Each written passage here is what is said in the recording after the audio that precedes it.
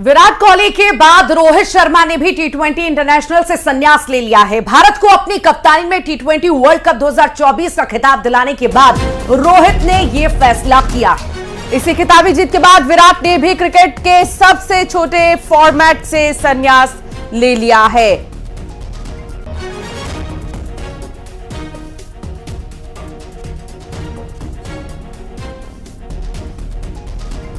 In 2007, you won the World Cup, and you leaving the game, winning the World Cup. So that's a tailor-made situation for me.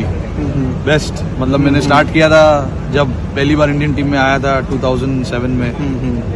पहला मेरा challenge था, obviously मैं Ireland गया था 50 over के लिए, but उसके बाद तुरंत ही हम साउथ अफ्रीका गए थे टी20 वर्ल्ड कप खेलने के लिए, और वहाँ पे जीते। तो उसके बाद अभी ये तो full circle, proper circle, so I'm very happy with this.